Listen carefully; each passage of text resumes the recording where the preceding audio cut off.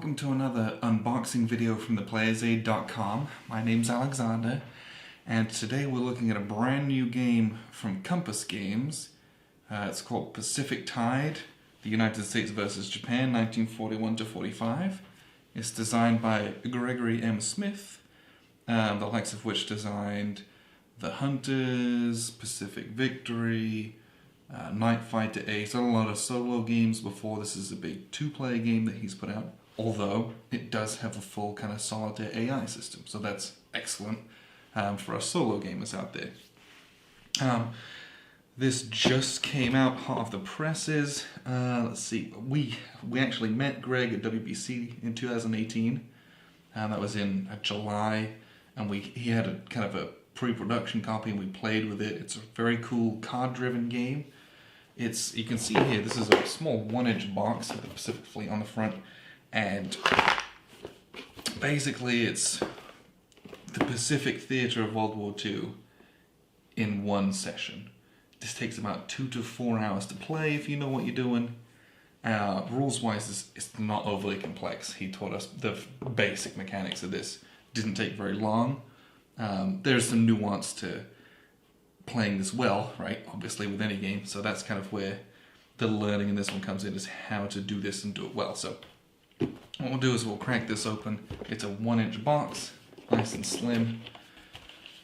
So we do have a deck of cards, and we'll crack these open here in a second. This is a card-driven game, and only one single deck of cards between a two-player game. You might think that's not a lot, but the way the cards work is really cool, and there's a lot of history in the deck of these cards don't come in until this particular year, all that kind of stuff. So other thing you'll notice are quite a lot of dice they include in this game, and it's kind of a bucket of dice game. You'll be rolling a lot of dice with a lot of pieces. You do get the old Compass Games Bewerbung, which is a huge pullout of everything, which is just, it's cool to look through. You see a lot of things on here where you're like, ooh, I'm like, ooh, immediately Indian Ocean region. That looks cool, right? It is what it is. So there's a ton of information on here, a lot of different bits and pieces. So, you know, it's advertising, so throw it out if you want, look through it if you want. Okay, this is the rule book, and it is a short rule book. Those aren't rules, 13 pages long. There's a designer notes in the back, so really, you're looking at 10 to 12 real pages of rules. This text is the font's quite large. This is bigger than your average kind of a G&T game. Even a lot of Compass games are in this size, which I actually really like. So whilst this is quite dense, it's not as dense as it could be, and there's a lot of really big, very clear pictures, which is nice. So this should be easy to learn. This is, as you can tell, this is just matte paper. Decent. It's got the counters here. And on the back here, you got a dedication to Robert L. Thomas as a U.S. Army Sergeant.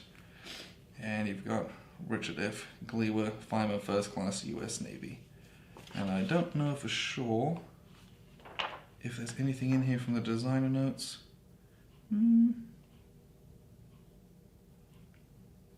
Don't know if I can see any. Presumably that's relatives. Maybe of Greg, maybe of one of the publishers, but either way, that's pretty neat. So everything else in the box is map encounters and played. This is a single counter sheet game, and that's how you know it's going to be a shorter one. There's just not that many pieces to go around. And when we played this, it was kind of pre-production, so it was kind of just some numbers and vague diagrams. These counters have turned out really nice, and I actually really like them. It's your little white cardboard, the white card you'd expect from Compass Games. But these are very clear, it's obvious what they are, and it's just a number, and they're basically a unit type. So you've got carriers, you've got main fleet ships, you've got air units, ground units, heavy air units, and these are carrier based. You can see they've got the little carrier on them. These are land-based. And some different markers, but that's really it. And then you got the allied units up here, same thing. You got carrier-based air units, land-based air units. A few Commonwealth ones down here as well. And some of them have steps on them, different backs of their units. But that's it. There's not a lot. This is a game of getting some stacks together and making hay. Two different blades here. Let's see, are these the same? They may well be. This is the Solitaire aid, so I'm not sure why you would need two of those. Because if you're playing solo, you should only need one. But really it's because this is the main, well, yeah, this is the main sequence of play. So if you're playing two-player, each person's going to have one of these. As you can tell, there's a lot of detail and a lot of points, and it goes through step by step by step by step, all of these different things. Little attack matrix. Here's how many dice you roll when who's attacking whom. And again, here's the Solitaire AI. We're going to play this, see how robust this is, how this plays up. But I'm going to tell you, the game isn't huge. And usually when you've got a smaller game, AIs can be a bit more forgiving. At least, what I mean by that is, an AI can be more forgiving in its design, because it might do something that might seem unintuitive, but in a small board, you're always going to do something effective. On this map, this is it. This is not a big map. I think it's... Normally they're 22 by 34, this is a 17 by 22. And it's a point-to-point movement, and you can see in each of the areas. So you got marshals, for example. You have a blue Allied box and a red Japanese box. And then some of them, it's where the game starts. This is the control that they have in 1941, current year. But this is it. There's not a whole ton to it. It's a small game, and you can imagine you having stacks, moving them back and forth using the cards, and then you're doing the attacks, and you've got your attack values, and then there's some priorities about who attacks what and who gets damaged, all those kind of things. The cards themselves, so we have a couple of different bits and pieces there.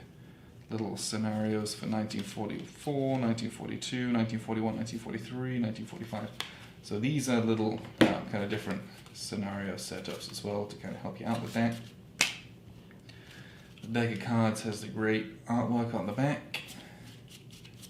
On the front, each of these have a different values and bits and pieces on them. So this is Pearl Harbor, obviously, but you can see it's got the real historical photographs. And if you know anything about me, I'm a 10 out of 10 on historical photographs. Give me historical pictures every single time. I just think it's more immersive. I think I just love historical images, and I think it helps me to really picture what a card's intention was and how that played out. And frankly, I think they just look great. So there's a ton of these midway.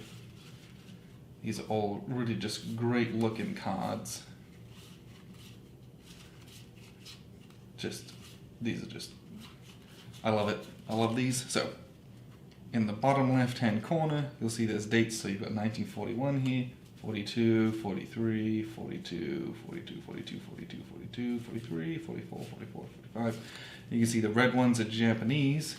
They're the Japanese in the corner. These are the Allied ones. So really, you got these two decks of cards, and these are not very big. And that's one thing I like about these is you'll use pretty much all your cards. You kind of have to. And so you're not getting like a ton of wastage. The cards are intended to be used, and you will use them. You have costs in the bottom right hand corner, and then it says A, B, B, B. You have all these different D values in the corners that mean different things. And then it's got obviously the effects of what you do with them. So this is activate 2 areas for movement and then pass the turn. So you would activate this area to move, and move some guys here and here, move these guys here and here. That's really as simple as that. Attack 1 US fleet anywhere with 2 dice, or a CV with 1 dice, pass the turn. Submarine attack, right? And some of them get used into the box, some of them get used, and then there's an opportunity to buy them back with I think build points is what they're called. but it's a pretty tight game. You don't have bloat with huge stacks of cards. You play through it quickly. It's only, I mean, really, you've got your 5 years worth.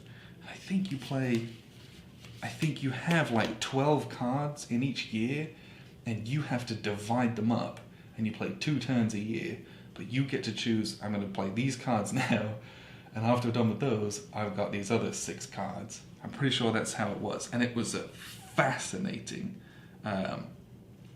decision-making every turn to do that. So when you first play this, there's a little bit of that curve of what should I set aside, what should I use now, and then buying those back later on. You can buy certain cards back at reusable. So that there's a lot of really interesting choices to make in what is, frankly, a fairly small tabletop game. This is, once again, a 1-inch box. If you had a sheet of counters, I mean, if you wanted to bag those, bag them. If you wanted to use a tray, there'd be enough space, because there's really just some dice and a deck of cards and a map. That's really all it is. So, a great little game. We're excited to play this, and I'm excited to try that Solitaire, because I've not seen that. We're going to see how that goes. And I think there's like a handicapping as well. If you, if you want to increase the difficulty, some solitaires are just like, this is how it plays. This one has, you can ramp it up, make it harder for yourself if you keep beating it. So there's a bit to this game, but I think this is a really interesting title. Greg Smith's a really good designer, and he's a really good dude. Excited to play this one, and you can see a review from this one coming pretty soon. I think this is, we're counting this as a 2019 game. Well, it says 2018, but frankly, it came out beginning of 2019, so this will be hopefully our first game of 2019. So excited to play this one, and check out our review coming up soon. So appreciate you guys watching, and I've been Alexander from theplayersaid.com, and this has been Pacific Tide from Compass Games.